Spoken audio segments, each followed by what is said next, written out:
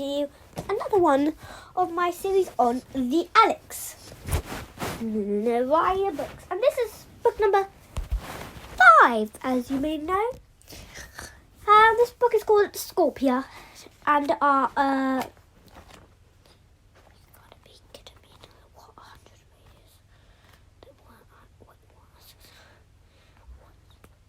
sorry everybody, we're not gonna, there's no chance we're going to finish off the book today.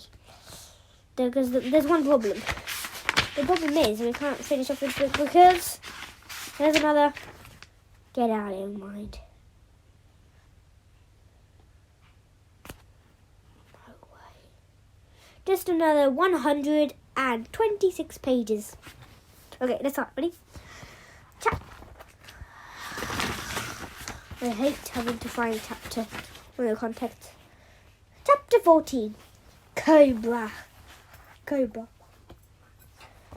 room was a bare white box designed to intimidate. Alex had measured out the space 10 paces one way, 4 across. There was a narrow bunk with no sheets or blanket, and behind a partition, a toilet. But that was all. The door had no handle, and fitted so flush to the wall that it was almost invisible. There was no window. Light came from behind a square panel in the ceiling and was controlled from outside. Alex had no idea how long he had been here. His watch had been removed.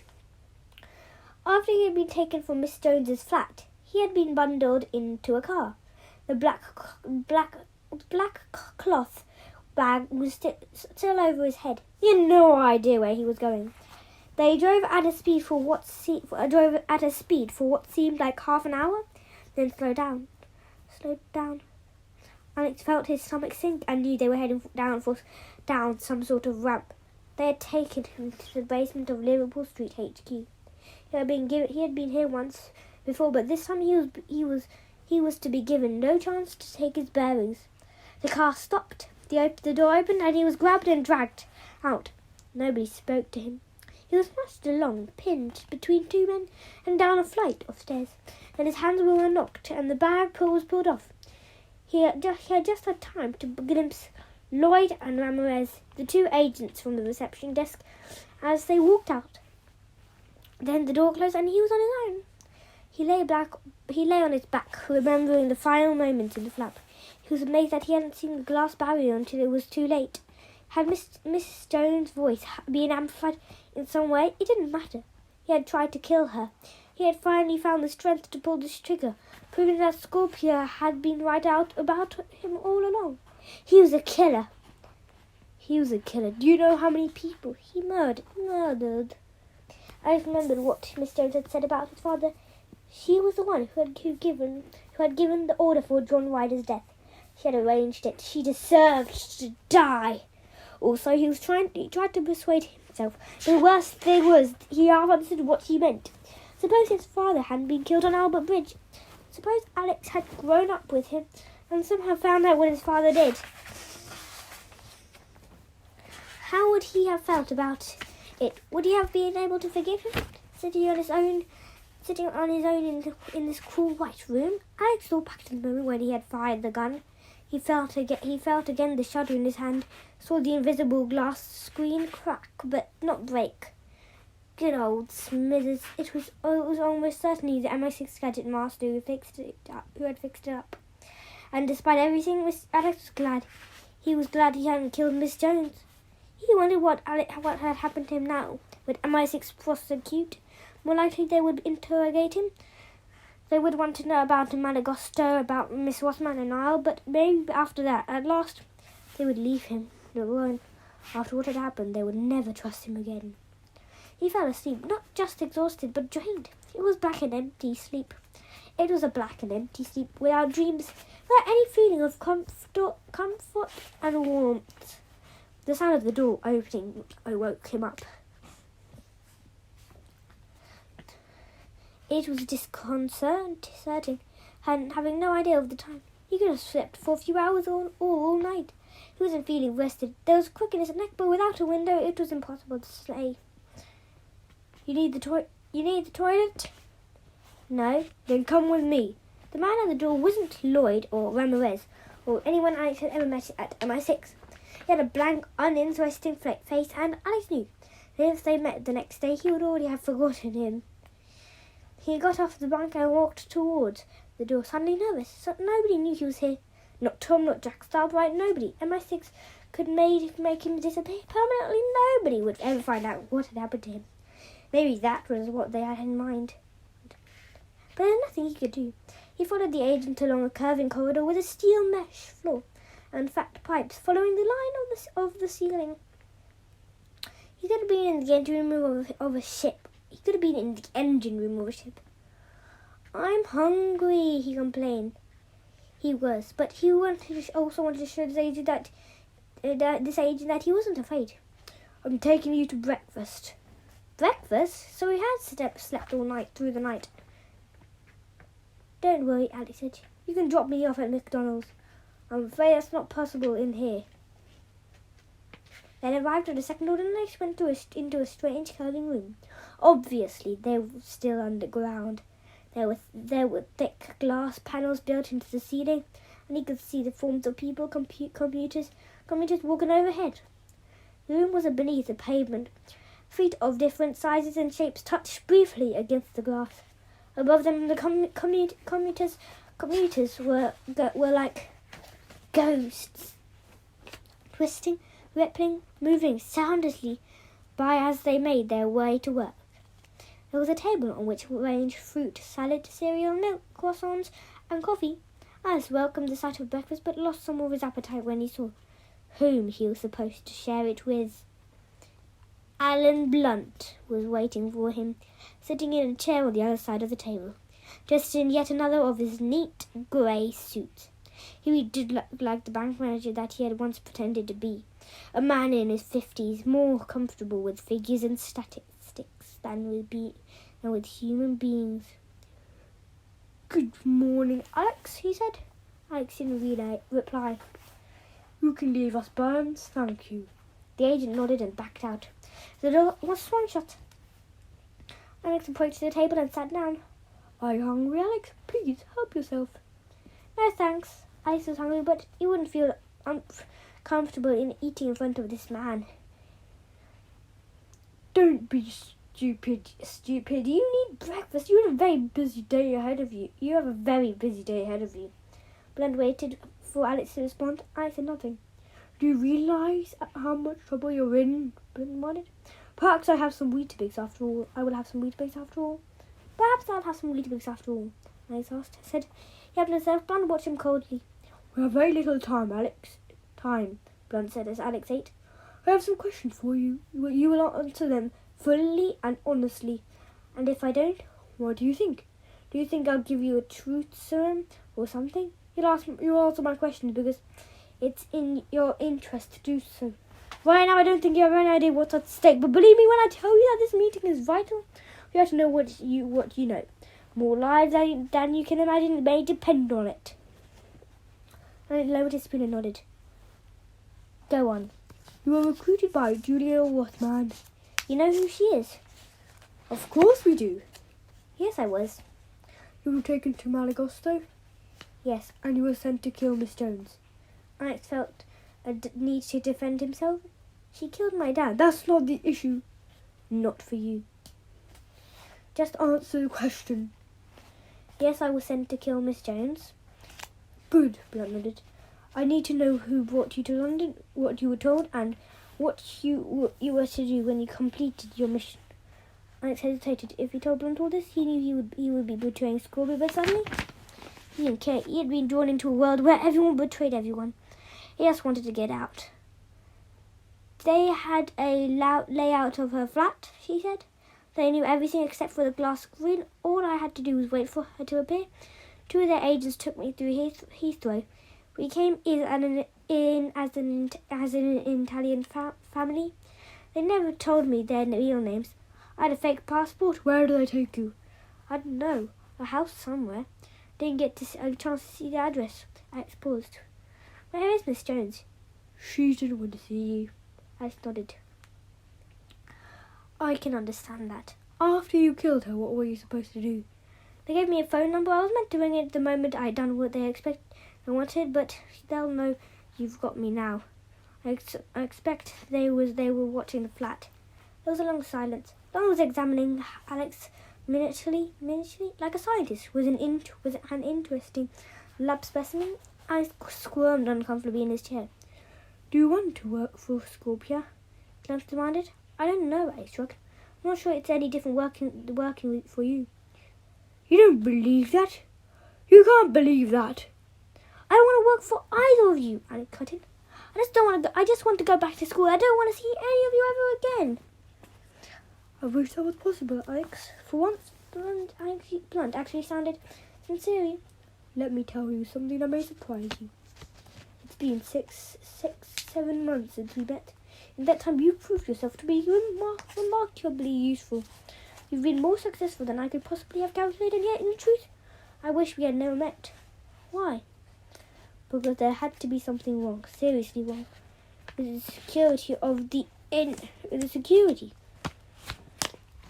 of the entire country rests on the shoulders of a 14-year-old boy. Believe me, I would be very, very glad to let you walk out of here.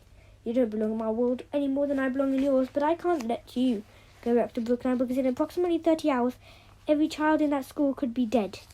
Thousands of children in London could have joined them. This is what your friends in SCORPIA had promised, and I had no doubt at all that they mean what they say. Thousands? I just had gone pale. I hadn't expected anything like this. What did you walk into? Maybe more, maybe many thousands. How? You don't know. You may. We don't know. You may. All I can tell you now. Yeah, SCORPIA made a series of demands. We cannot give them what they want, and they are going to make us pay a heavy price. What do you want from me? I thought all the strength seemed to have drained out of him. SCORPIA had made one mistake. They've sent you to us. I want to know everything you've seen, everything Julia Rothman told you. We still have no idea what we're up against, Alex. You may at least be able to give us a clue. Thousands of children in London. Assassination, Alex. It's part of what we do. That's what she had said. That was what she meant. I don't know anything, I said. His head bowed. You may know more than you think. You're all that stands between Scorpion and unimaginable bloodbath. I know what you think of me. I know how you feel about MI6. But are you willing to help? And he slowly raised his head. He examined the man sitting opposite him and saw something he would never have believed. Alan Blunt was afraid. Alan Blunt was afraid. Yes, he said. I'll help you. Good. Then finish your breakfast, have a shower and get changed. The Prime Minister had called for a meeting of Cobra. I want you to attend. Cobra? The acronym stands for Cabinet Office Briefing Room A. That's Cobra. Which is where, at 10 Downing Street, the meetings take place. Cobra is an emergency council, the government's ultimate response to any major crisis. The Prime Minister is, of course, present when Cobra sits. So most of his senior ministers, his Director of Communications,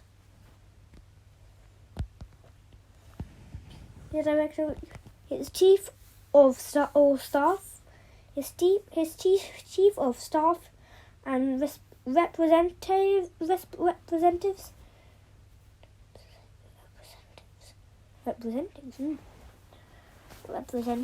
Well, if you're going to ask me a question, if I was reading this book straight to you, you'd probably ask me what representatives. You're about to find out. And the Army, Intelligence and Security representatives from the police, the Army and the Intelligence and Security services. Finally, there are the civil servants, men in dark suits with long and meaningless job titles.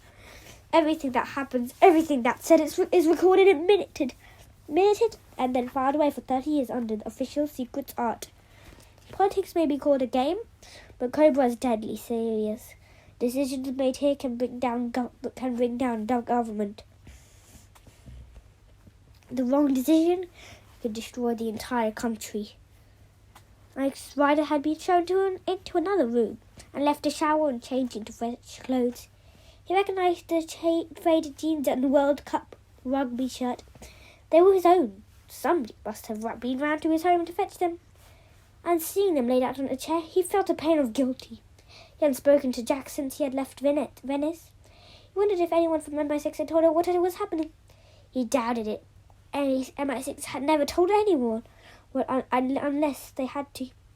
But as he pulled on the jeans, he felt something rustling in one of the back pockets.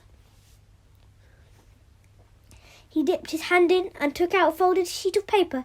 He opened it and recognised Jack's handwriting. Alex, what have you got yourself mixed up in this time? 2 secret agents, spies, waiting downstairs, suits and sunglasses. Think they're smart, but I bet they don't look in the pocket. Thinking of you. Take care of yourself. Try and come home in one piece.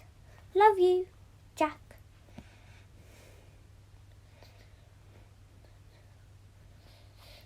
That made him smile. It seemed it had been a long time since anything had happened to cheer him up. As he had thought, the cell and interrogation room were beneath the MI6 headquarters. He was led out to a car park where a navy blue Jaguar XJ6 was waiting, and the two of them were driven up the ramp and out into Liverpool Street itself. Alex settled in the leather seat. He found it strange to be sitting so close to the head of MI6 Special Operations without a table or a desk between them. Blunt was in no mood to talk. You'll be brought up to date at the meeting, he muttered briefly. But while we're driving there, I want you to think of everything that happened to you while you were with Scorpia. Everything you overheard. If I had more time, I'd debrief you myself, but Cobra won't wait. After that, he buried himself in a report, which he took from his briefcase. Alex might as well have been alone. He looked out of the window as the chauffeur drove them west. Across London, it was quarter past 9. People were still hurrying to shops, to work. Shops were opening on one side of the glass. Life was going on as normal, but once again, Alex was on the wrong side, sitting in this car with this man, heading into God knows what. He watched as they arrived at Charing Cross and stopped at the lights of Trafalgar Square. Blunt was still reading.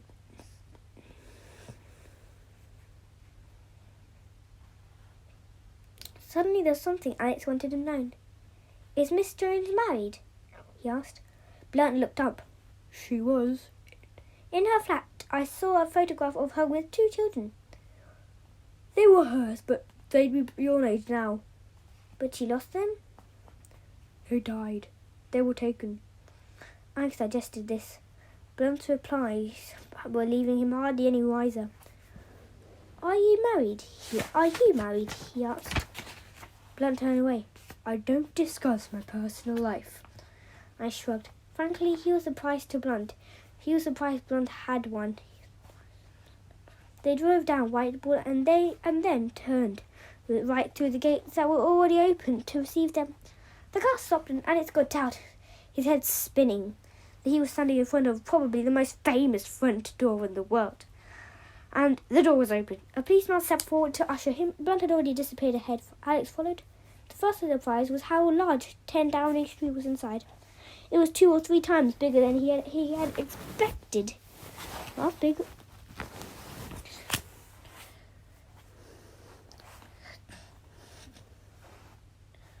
The first was one opening out in all directions, with high ceilings and a corridor stretching improbably into the distance. Chandeliers hung from the ceilings, works of art lent by major galleries lined the walls.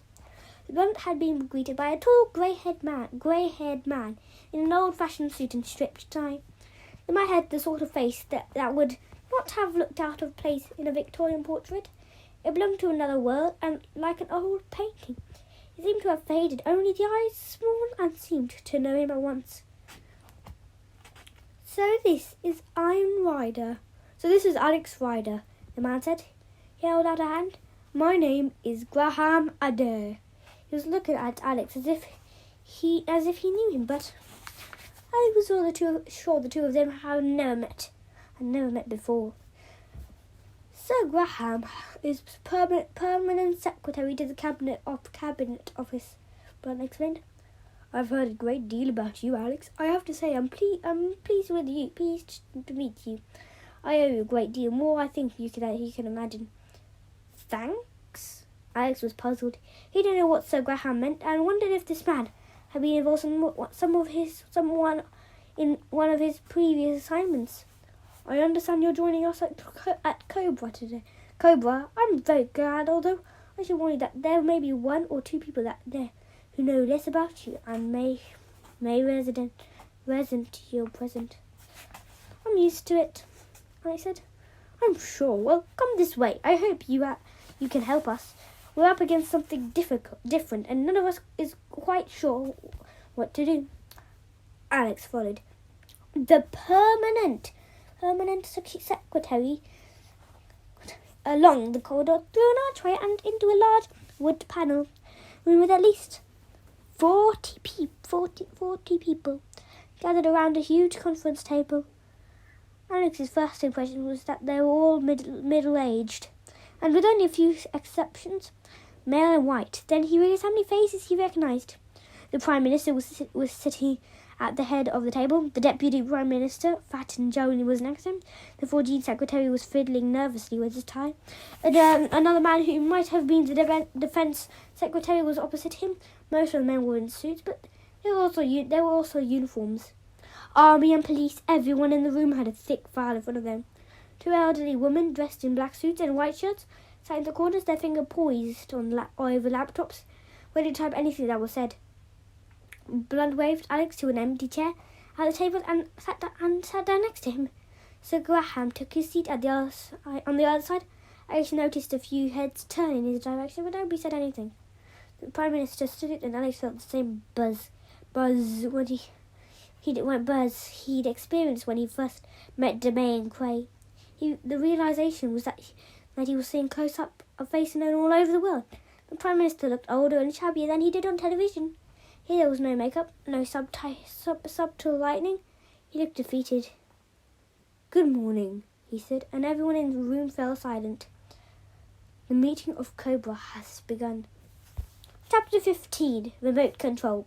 They had been talking for 3 hours. The Prime Minister had read out the contents of Scorpia's letter, and copies had been placed in every file around the table. Alex had read his with a feeling of sick but disbelief. 18 innocent people had already died, and nobody in the room had any idea how it had happened. Would Scorpia go ahead with the threat to target children in London? Alex was in no doubt, but nobody had asked his opinion, and the first hour had been taken up with discussing the question over and over again. At least half the people in the room thought it was a bluff. The other half wanted to put pressure on the Americans to make them agree to Scorpia's demands. There was no chance of that happening. The 14th Secretary had already met with the American ambassador. The Prime Minister had spent several hours on the telephone with the President of the United States. This was the American's position. Scorpia was asking the impossible. The Americans considered their demands to be laughable, quite possibly insane. The President had offered their help, the FBI, to track Scorpia down. The 100 American agents were already on their way to London, but there was nothing more he could do. Britain was on its own. This response caused a great deal of anger at Cobra. The Deputy Prime Minister crashed his fist against the table. It's incredible. It's bloody scandal. We helped the Americans with the closest allies, and now they turn around and tell us to jump in the lake. That's not what they said. The 14th Secretary was more cautious.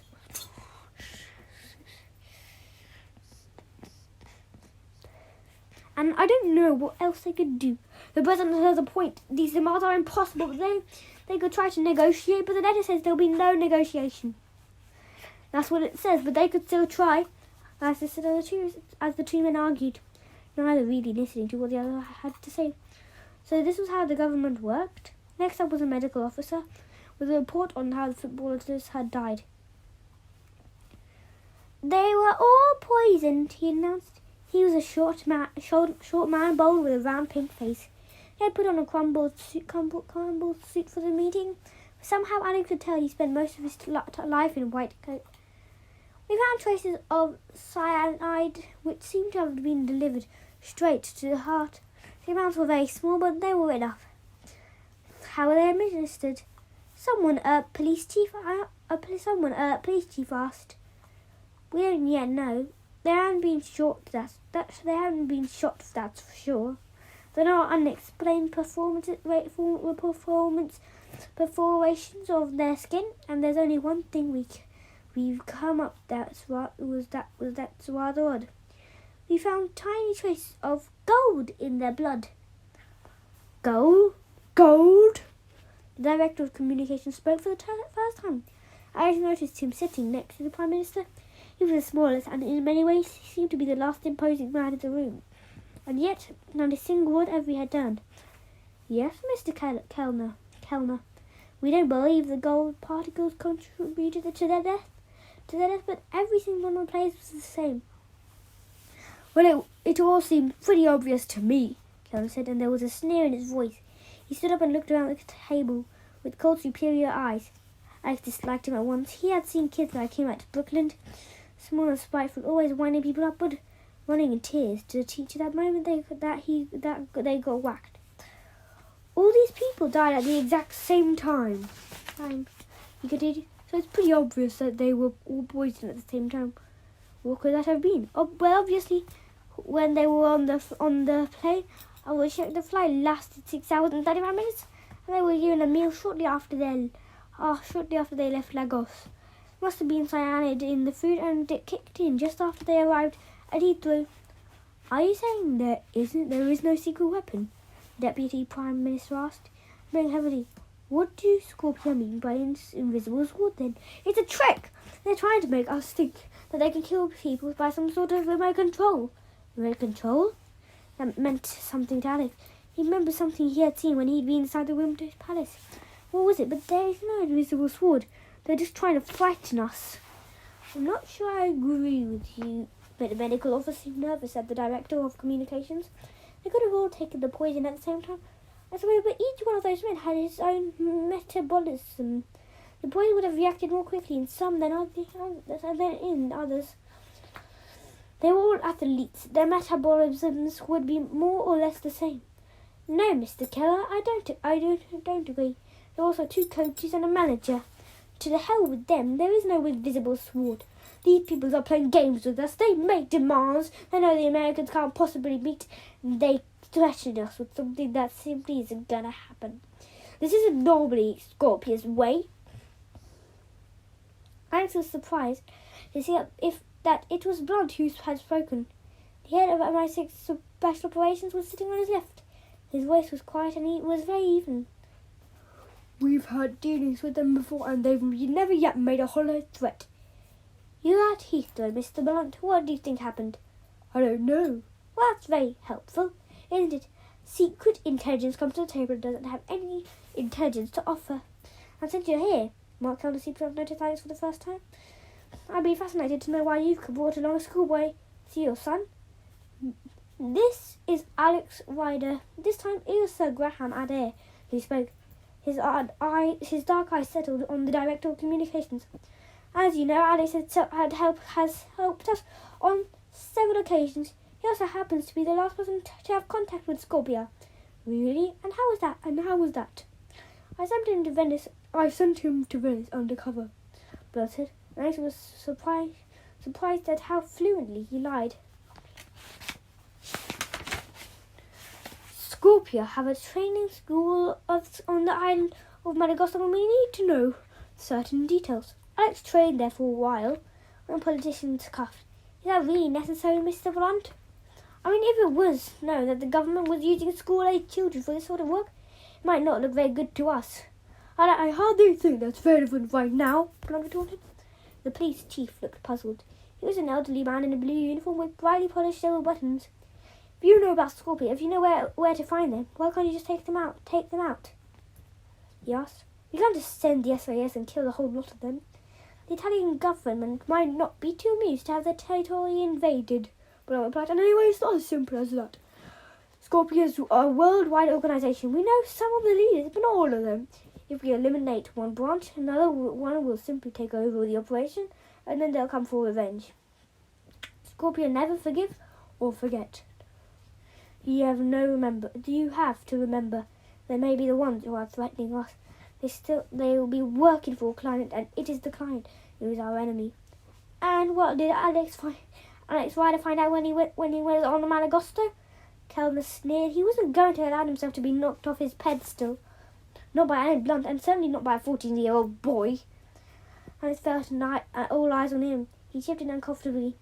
Miss Rothman took me out for dinner, and she mentioned invisible sword, he said, but he wouldn't tell me what it was. Who exactly is Julia Rothman? Kellner demanded. She sits on the executive board of Scorpia, Blunt said. She's one of the 9 senior members. Alex met her when he was in Italy. Well, that's very helpful, Kellner said. But if that's all Alex has to offer, we don't really need him here anymore. There was something about a cold chain, Alex added, remembering the conversation he had overheard at Windows Palace. Don't know what that means, but it may have something to do with it. In a corner of the room, a young, smartly dressed woman with long black hair sat up in her chair and looked at Alex with sudden interest. But Kellner had already moved on. We're being asked to believe that Scorpia had somehow poisoned thousands of children and arranged for all of them to kneel over at exactly 4 o'clock tomorrow afternoon. They'll be coming out of school, one of the army men said. It can't be done. The football squad was stunned. They want to panic us into going public with this, and if we do, the entire credibility of the government will be undermined. Maybe that's what they want. Then, what are you suggesting we do? Sir Graham Adair asked. The permanent secretary was trying to keep the contempt out of his voice. He remembered what he had seen at Heathrow Airport. He didn't want to see it again. All over London. See it all over again, all over London. Ignore them. Tell them to get lost. We can't. Like almost everyone else, the 4G secretary was clearly afraid of Kellner, but he was determined to have his say. We can't take that risk. There is no risk. Think about it for a minute. The footballer was poisoned with cyanide. They were all on the same plane at the same time. It wasn't difficult, but if you were poisoned thousands of kids, how you could possibly do it? Injections, Alex said. Everyone looked at him again. It was hard. He had worked it out in a split second. It had suddenly come to him, as if he spoken by someone else. He had been thinking about a trip he had once made to South America a long time ago. And then he remembered what he had seen at Monsanto, the little test tubes, all the machinery, everything utterly sustainable. What was it for? Now he understood the link with Dr. Lieberman. And there was something else. What was the restaurant? When he was in the restaurant with Julia Rothman, she had made a joke about the scientist. You could say his death was a shot in the arm a shot in the arm. An injection. Every school children in London gets injected at some point, he said. He was aware that he was the centre of attention. The Prime Minister, the House Cabinet, the police Admiral Chief, the civil service, all the most powerful people in the country were here, in this room. He was surrounded by them, and they were all listening to him.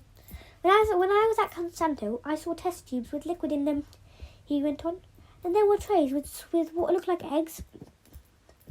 Some vaccines are grown in eggs, the medical officer explained, and Monsanto do supply vaccines all over the world. He nodded, and he was struck by another thought. That was also explaining what you heard, of course. The cold chains, it refers to the transportation of vaccines. They have to be kept at certain temperatures at a time. If you break the chain, the vaccine is no use. Go on, Alex. So Graham urged. I saw them kill a man called Dr. Lieberman, I said.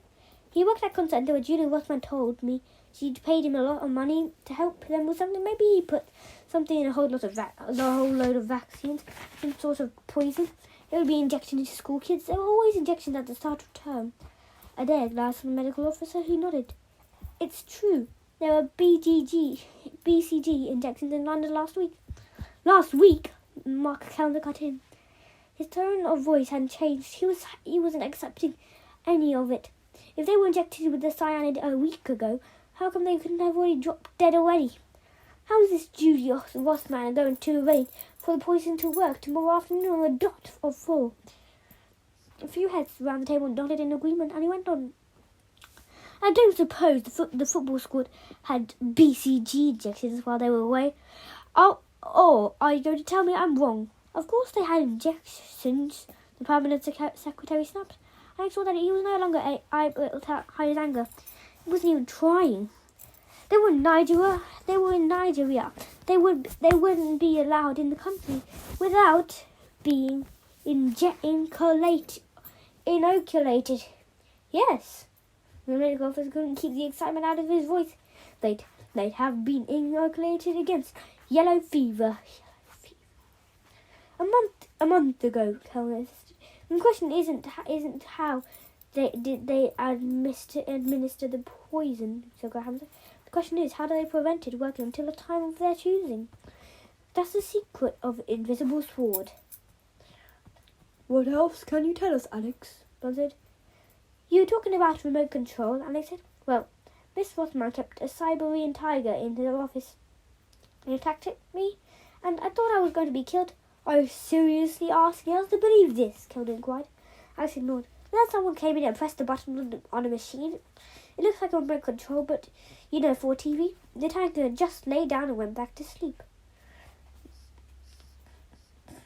Nano shells.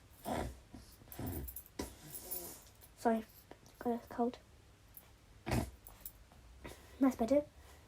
The young woman who was sitting in the corner and who had examined early, who had been examining Alex earlier, had spoken a single word.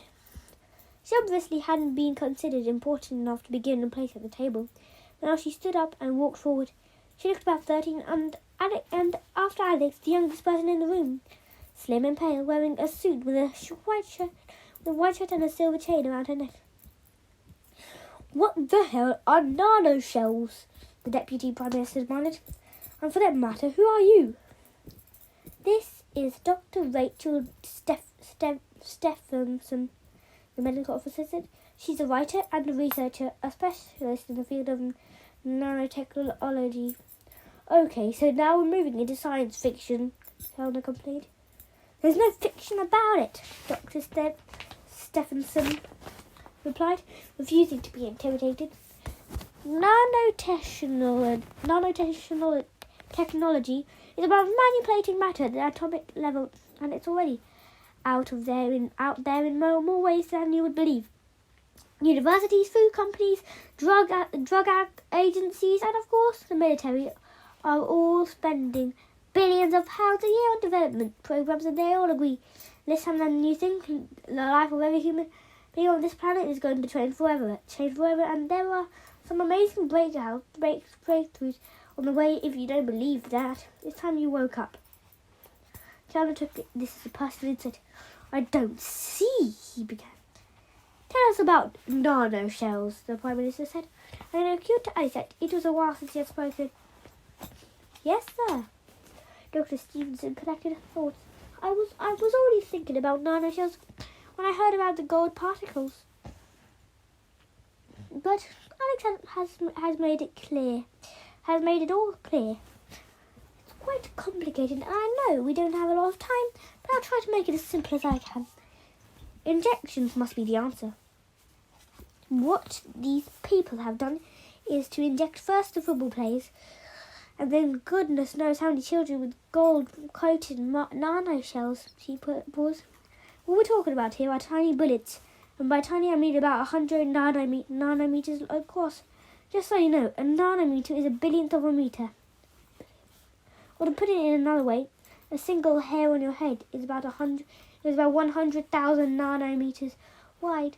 So each of these bullets is 1,000 times smaller than the tip of a human hair. She leaned forward, resting her hands on the table. Nobody moved. I couldn't hear anyone so much as a breath. What might these bullets consist of? Dr. Stevenson continued. Well, it's anyone's guess, but if you imagine a Malteser, it would be a bit like that. The inside will be what called a polymer bead and might be made of something not very different to a supermarket carrier bag. Don't forget, though, I'm only talking about a few molecules. The polymer would hold everything together, and it would be quite easy to mix in the cyanide. Why, when the polymer and the cyanide are released, the person dies. And what stops it being released? Well, that's the chocolate on the outside of the Malteser, except what we're talking about here is gold. A solid gold shell, but so tiny you could never see it. All of this would have been done by Dr. Lieberman, the man who was killed using highly advanced colloidal chemistry. He stopped again. I'm sorry, I'm probably making it sound more complicated than it really is. Basically, what you've got is a bullet with the poison inside, and after that, you fix a protein on the outside onto the shell. What does the protein do? Someone asked. It guides the whole thing, a bit like a heat-seeking missile. It will take too long to explain how it works. The proteins can find their way around the human body. They know exactly where to go. And once the nano shell was injected, the right protein will direct it straight to the heart. How many of these nano shells would you need to inject? That's the impossible answer to answer. Dr. Stephenson replied. They'd be sitting right inside the heart. Once the poison was released, it would act almost immediately, and you wouldn't need very much of it. As a matter of fact, we've studied the effect of nanoshells on the human body. Developing them is as a cure for cancer. Of course, this is rather different because SCORPIA are only interested in killing. But let me see. There's not very much liquid in BCG injections. Only about 50th of a teaspoon, and at a guess, 50th of a teaspoon. At a guess, I'd say you'd only need 1 part cyanide for every 100 parts of the actual vaccine. She worked it out and nodded. That works up to about that adds up to about 1 billion nanoshells, she said. Just enough to cover the head of a pin. The head of a pin?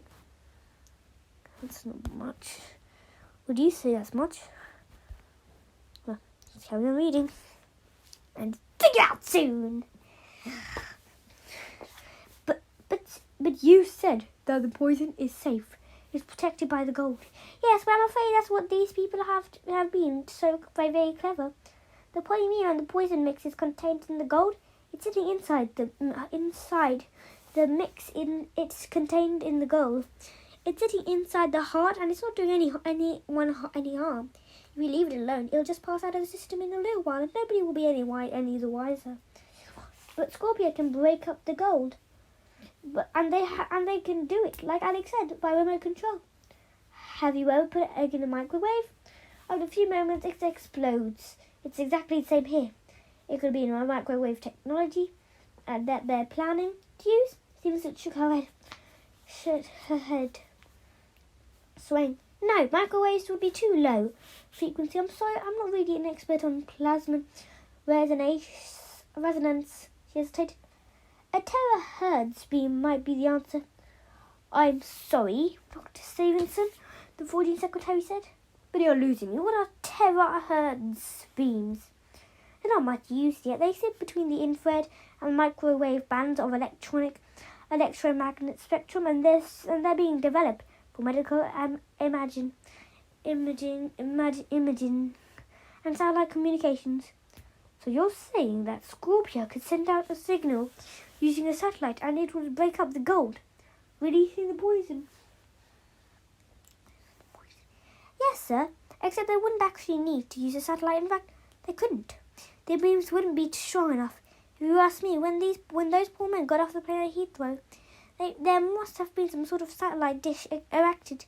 It was probably put there a long time ago, one of the buildings, or perhaps up a mast, and they'll have taken it down by now. But all they had to do was throw a switch. The terahertz beams would have broken down the gold, and well, you know the result.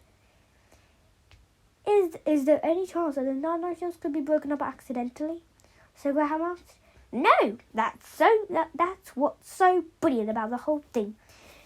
You need to know the exact thickness of the gold. That tells you what frequency to use. It's just like when you shatter a glass by singing the right note. If you ask me, Alex, I saw the same technology at work with that tiger. The animal must have some sort of sedative in its bloodstream. They just had to press the button and it fell asleep. So if they're not looking at using a satellite, what are we looking for? A saucer. It will look much the same as a satellite dish, only bigger. They've said they're targeting London kids. So it would probably have to be somewhere in London, probably mounted on the side of an office building. They may call it invisible sword because they may call it invisible sword, but I'd say it's more like invisible arrows being fired out of satellite dishes. They shoot out in a straight line. And how long will it take for the gold to break up once the switch is thrown? A few minutes, maybe less. Once the gold breaks, the children will die. Mr. Dr. Stevenson backed away from the table and sat down again. He had nothing more to say. Immediately, everyone began to speak at once. Alex noticed some of the civil circle talking into a mobile phone.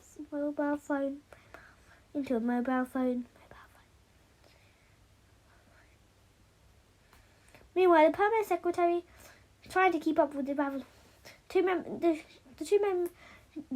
Woman in black and white were typing furiously, trying to keep up with the babble of conversations. Meanwhile, the permanent secretary had leaned across Alex, talking quietly and quietly to Alan Blunt. Alex talking quietly and quietly to Alan Blunt. Alex talking quickly and quietly had leant across Alex, talking quickly and quietly to Alan Blunt.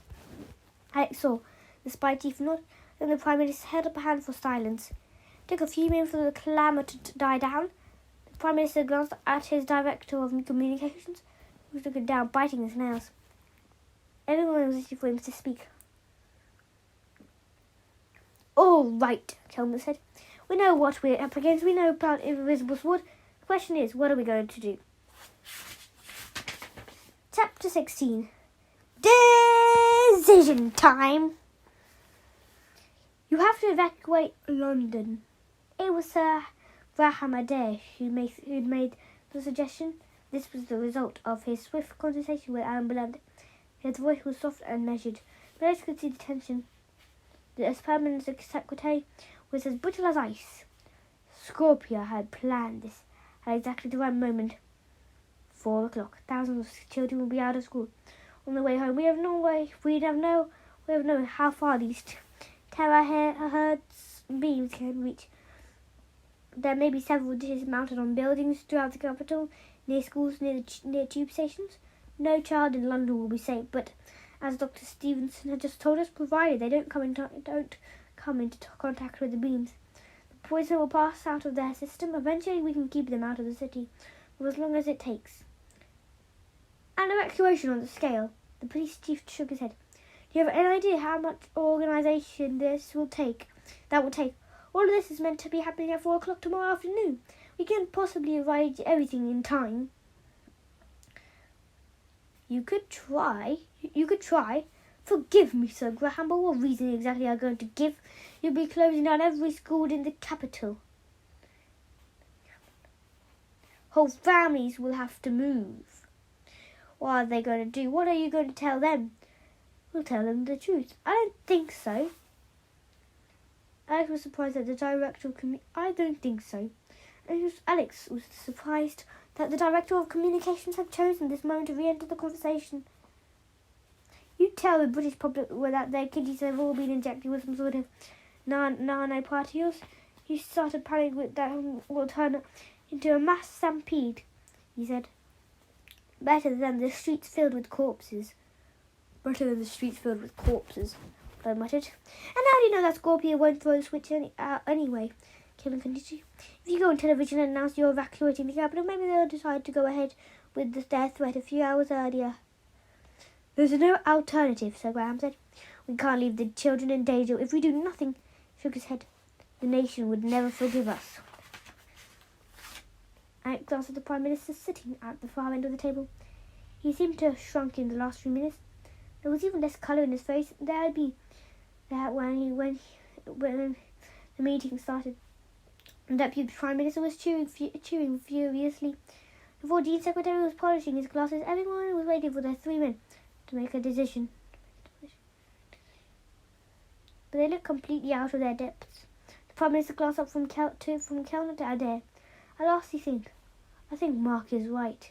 Prime Minister, Sir Graham began. If we had more time, maybe we could do something. But we have just over 24 hours. And it's true, if we go public, we'll terrify people. We'll also alert SCORPIA. Thanks to the Prime Minister nodded briefly in Alex's direction, but seemed unwilling to mention his name.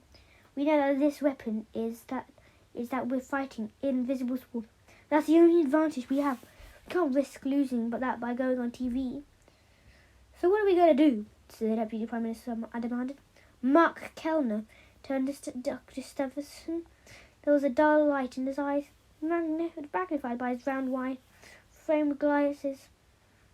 I knew his mind was already made up. Satellite dishes, he said. Yes, Dr. Stephenson nodded. You said they'd be quite big. We'll be able to reorganize them. Dr. Stephenson thought briefly. I suppose they could be disguised, she said slowly. Lots of buildings in London have satellite dishes for one reason or another.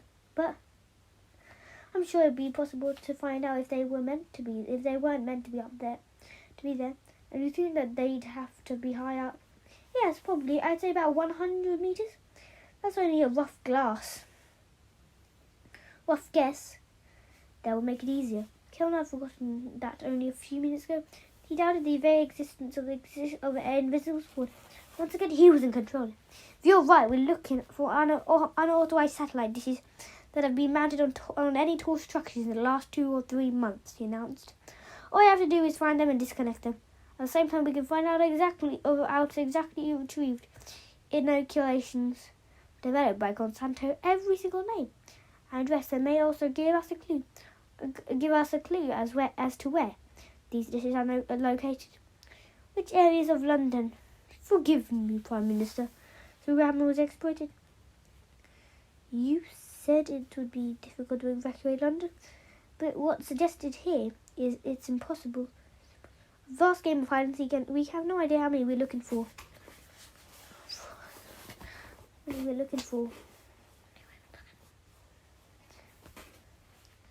If even one of these dishes remain undetected, children will still die. We have no alternative, Cadmus insists. If we go public with this, the children will die anyway. But how was my question? I can have 20,000 officers working around the clock, the police chief said. The Metropolitan Police, the home countries, I can bring in every man and woman in the south of England. We can supply troops. This was a soldier's contribution. And you think that the sight of all these people climbing up and down buildings won't panic people? So Graham explained. Prime Minister raised his hands for silence. We'll start the search at once, he ordered. We'll keep it low-key. We can say it's a terrorist alert. It doesn't matter what we say. No one has to know. They won't be hard to find, Clem muttered. There can't be many tall buildings in London. All we're looking for is a dish stuck on the side. And there was one possibility, the Prime Minister said. You know, Mr. Blunt, this woman, Julia Rothman, she knows where the dishes are located. Can you find her? Blunt showed no emotion at all. He didn't look at anyone in the room. His eyes were empty slits. It is possible, he said. We can try. And then I suggest you get on it straight away. Very well, Prime Minister. Blunt got to his feet, so Graham nodded and I stood up too, suddenly feeling very tired, as if he had been in his room for days. It's been very good to finally meet you, Alex, the Prime Minister. Thank you for all you've done. You would have been thanking Alex for serving tea and biscuits. A moment later, Alex was forgotten. He and Blunt left the room. And Alex knew what they wanted him to do. He said nothing as he and Blunt were driven back to Liverpool Street. Blunt didn't speak either, apart from once, just as they were putting out of Downing Street. You did very well there, Alex, he said. Thank you. It was the first time the head of MI6 Special Operations had ever complimented him. And finally they entered the room on the 16th floor. The office Alex knew all too well. And Miss Jones was waiting for them. It was the first time Alex had seen her since he had tried to kill her. She looked exactly the same as he always remembered her. It was as if nothing had happened between them. She was dressed in black, her legs crossed. She was even stuck in one of her peppermints. There was a brief silence as Alex came in. Hello, Alex, he said. Miss Jones, Alex felt uncomfortable and unsure what to say. I'm sorry about what happened, he muttered. I think there's something you should know, Alex. It's important. She glanced at Blunt. Did you tell him? No. She turned back to Alex. I know you think you took a shot at me, but you didn't. We worked out the angles. The boat wouldn't have come close. You were less than 2 meters away from me, and there was no way you could have missed accidentally. So, as far as I can see, something stopped you at the last second. As much as you hate me, I suppose you have every right to. You weren't able to shoot me in cold blood.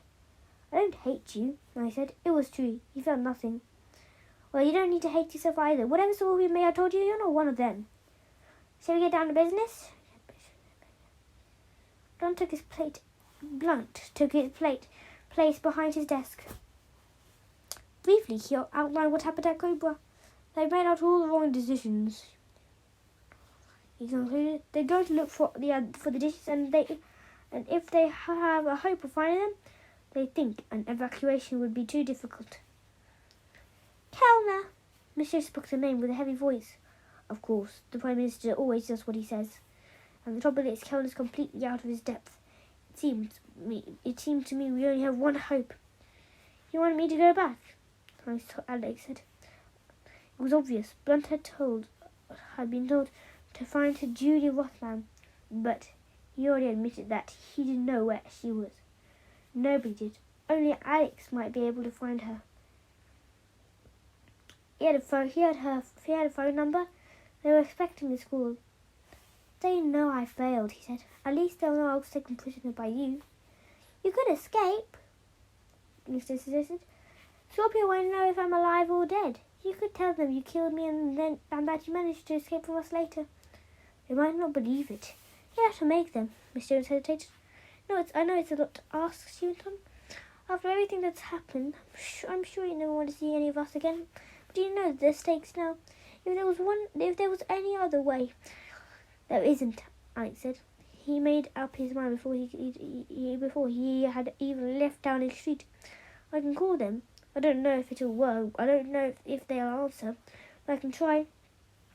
We'll just have to hope that they take you to Julia Rothman. It's our only chance of finding her, and maybe she'll lead us to the dishes. And maybe surely just do the dishes. Blunt reached out and pressed the button on his phone. Please, could you send Smithers up? He murmured in the machine. Smithers? Alex almost smiled. It struck him that Blunt and Miss Jones had already planned this. They know they would be sending him back. And they'd already told Smithers to come up with whatever gadget he would need. That was typical of MI6. There was always one step ahead. Not just planning the future, but controlling it. This is what I want you to do, Blunt explained. We'll arrange an escape for you. If we make it spectacular enough, we can even get it on the evening news. You'll make the call to SCORPIA. You'll tell them that you shot Miss Jones. You'll sound nervous on the edge of panic. You'll ask them to bring you in. You think they'll come? Let's hope so. If you can remember, make contact with Julie Worthman. You may be able to find out where the dishes are located. And the moment you know, you can get in contact with us. We'll do the rest. You have to be very careful, Miss Jones warned. Scorpia aren't stupid. They send you to us, and when you go back, they'll be very suspicious indeed. You'll be searched, Alex. Everything you do and say will be examined. You'll have to lie to them. Do you think you can get away to them? How will I get in touch? With you? I said. I doubt if they'll let me use the phone. As if in answer to his question, the door opened and Smithers came in. In a strange way, Alex would be seen. Smithers was so fat and jolly that it was hard to believe he was part of MI6. At all, he was wearing a tweed suit that was at least 50 years out of date. With his bald head, black moustache, several chins, and his open, smiling face. He could have been anyone's old uncle, the sort who liked to do magic tricks at parties. Yet for once he was serious. Alex, my dear boy, he exclaimed, this is all a bit of a mess, isn't it? How are you keeping? Are you in good shape? Hello, Smithers, Alex said. I'm sorry to hear you've been tangling with Scorpia. They're very, very, very nasty piece of work. Worse than the Russians will ever were. Some of the things get up to, well, quite frankly, it's criminal. He was out of breath and sat down heavily in an empty seat. Subterfuge and corruption, intelligence and I say to you, whatever next? What have you got for us? What have you got for us, Smithers? Blunt asked. Well, you asked a bit impossible, Mr. Blunt, and there's some bits even worse. There are all sorts of gadgets I'd like to give young Alex. I'm always working on new ideas, but I just finished work on a pair of rollerblades with real blades. They're hidden in the wheels and they'll cut through anything. Got a very nice tennis ball, a hand grenade, but as I understand it, these people aren't going to let him keep anything when he turns up again. If there's anything remotely suspicious, they're going to examine it, and then they'll know he's working with us. He needs to have a homing device, Miss Jones said. We have to be able to track him wherever he goes, and he has to be able to signal to us when it's time for us to move in. I know, Smithers said. He reached into his pocket, and I think I may have come up with the answer. It's the last thing they'd expect, but at the same time, it's exactly what you'd expect a teenage boy to have. He took out a clear plastic bag and decided I saw a small metal and plastic object. He couldn't help smiling. The last time he had seen one of these had been at the dentist's. It was a brace for his teeth. May have to make a few adjustments, but it should fit snugly into your mouth. Smith tapped the bag. The wire going over your teeth is transparent, so it won't be noticed. It's actually a looped radio aerial. The brace will begin transmitting the moment you put it in. Turn the bag over it in his pudgy fingers and pointed to the bottom. There's a little switch here, he continued. You activate it with your tongue. As soon as you do that, you'll send out a distress signal and we can come rushing in. Mr. Solid. Well done, Smithers, that's first rate. Smithers sighed. I feel terrible sending Alex in without any new weapons. And we've got a marvellous device on too. I've been working on an anti-perspirant that will knock you out at 10 paces. It stinks. No weapons, Blunt said. We can't take the risk, Miss Jones agreed. You're right. Smithers dragged himself slowly onto his feet. Just take care, Alex, old bean. You know how I worry about you. Don't you dare get yourself killed. I want to see you again. He left, closing the door behind him. I'm sorry, Alex, Mr. Jones said.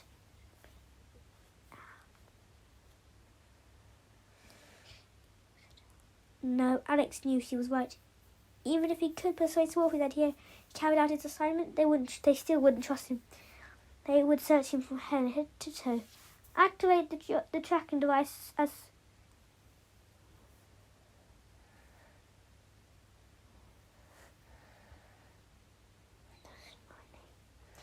D.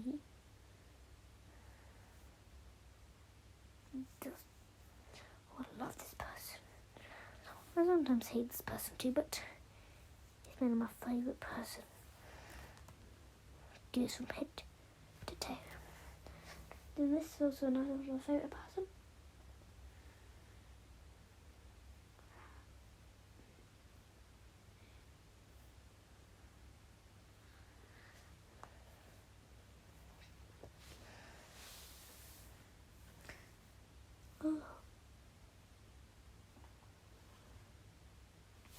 Right, let's go reading. Activate the tracking device as soon as you found the dish. Found the dish. Blunt ordered. It's always possible that they won't take you to them. Mr. Jones added. In that event, if you can't slip away, if you feel yourself to be in any danger, activate it anyway. We'll send special forces to pull you out. That's a bright Alex. He had never shown any very much concern for him in the past. It was as if his breaking into a flood had somehow changed things between them. He glanced at her sitting bolt upright, and continued chewing slowly on the peppermint and guessed that there was something she wasn't telling him. That made the two of them. That made the two of them. Are you sure? Are you quite sure about this, Alex? She asked. Yes, Alex paused. Can you really make them believe I've escaped? Martin Glade gave a thin, humourless smile. Oh yes, he said. We'll make them believe it. It happened in London and made the 6 o'clock news. A car had been driving at speed on the west way, one of the main roads leading out to the city. The car was higher. This part of the road was suspended on huge concrete pillars. All of a sudden, it lost control. Witness saw it swerve left and right, careening into the other traffic. At least a dozen other cars were involved in the resulting pile-up. There was a fire crumbled up like paper. BMW had one side torn off. A van full of flowers, unable to stop in time, crashed into its door, swung open, and suddenly, bizarrely, the road was covered with roses and with chrysanthemums. A taxi tried to avoid the chaos, hit the crash barrier, and catapulted over the edge, smashing into an upstairs window of someone's house. It was a miracle nobody was killed, although a dozen people were rushed to nearby hospitals. The aftermath of the accident had been recorded by a traffic policeman in a helicopter, and there it was on television. The road was closed. Smoke was still rising from a burnt-out car. There was shattered metal and glass everywhere. A number of witnesses were interviewed, and they would describe what they had seen. There had been a boy in front of the car. They said that the one that had started it all. They had seen him get out of the moment it was all over. He had run back down the road and disappeared through the traffic. There had been a man in a dark suit, sunglasses, who had tried to follow him, but the man had obviously been hurt. He had been limping. The boy had escaped. 2 hours later, the road was still closed. The police said they were looking for the boy urgently to interview him, but apart from the fact that he was about 14 years old, dressed in black, there was no description. They didn't have a name. The traffic in West London came to a stand. It would take days to clear up the damage. Sitting in a hotel room in Mayfair, Julia Rothman saw the report and her eyes narrowed. She knew who the boy was, of course. It couldn't be anyone else. She wondered what had happened. More to the point, she wondered when Alex Horowitz would get in touch. In fact, it wasn't until 7 o'clock that morning that Alex made the call.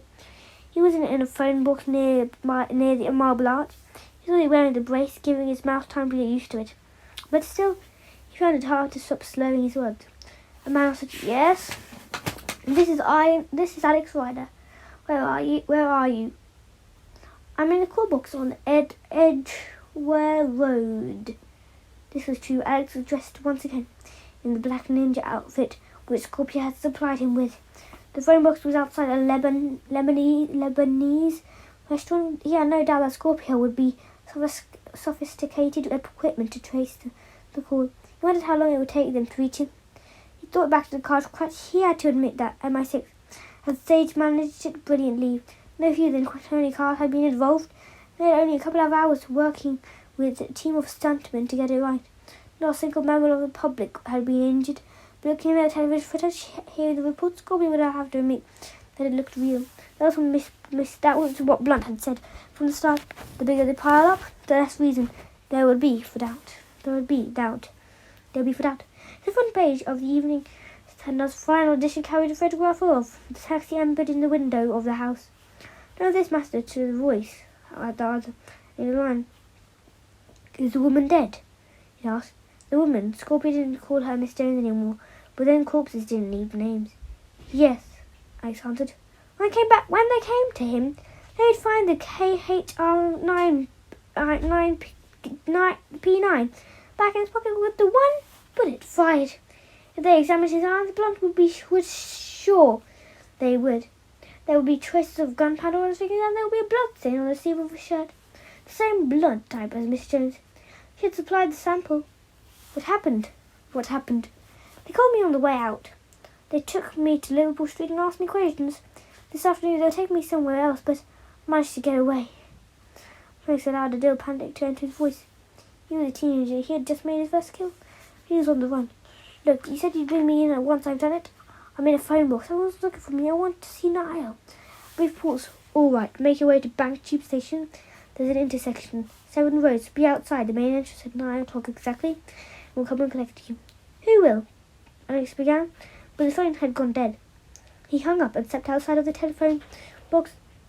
2 police cars sped past, their lights flashing, but one interested in him. Alex took his bearings and started off, heading east. Bank Tube Station was on the other side of London, and it would take him at least an hour to walk there. He had no money on him, and couldn't risk being arrested for fare dodging on a bus. And when he got there, 7 roads, Scorpia was being careful. They could come for him from any directions. If this was a setup, and MI6 were following him, they would have to divide themselves 7 ways. He set off along the crowded pavements, keeping into the shadows, trying not to think that he was what he was letting himself in for. And that was already drawing in. He could see a hard white moon dead in the sky. Everything would end, one way or another. The next day, just over 24 hours remained until Scorpia's deadline. It was his deadline too. That was the one thing he hadn't told Miss Jones. You remember what had happened on Malagosto? On his last day there, he had been sent to see a psychiatrist, an inquisitive, middle-aged man who put him through certain tests and then produced his medical report. What was it that Dr. Steiner had said? He was a little run down, he needed more vitamins, and he had given Alex an injection, and Alex had absolutely no doubt that he had been injected with the same nanoshells that were about to kill thousands of children in London. He'd almost filled them in his bloodstream, millions of golden bullets swirling around in his heart, waiting to release their deadly contents. There was a sour taste in his mouth. Scorpia had tricked him. They had been laughing at him from the very start. Even as Miss Rothman sipped her champagne Positano, he must have been thinking of how to get rid of him. He hadn't told Miss Jones because he didn't want her to know. He didn't want anyone to know what a fool he had been. At the same time, he was utterly determined. Once the switch was thrown, he would die, but there would be time before that. Scorpia had told him that it was good to get revenge. That's exactly what Alex Ryder intended to do. Well, that's the end of me reading you Alex Ryder books. So bye-bye everyone, and thank you for listening to this book. Bye everyone, and thank you for listening to this.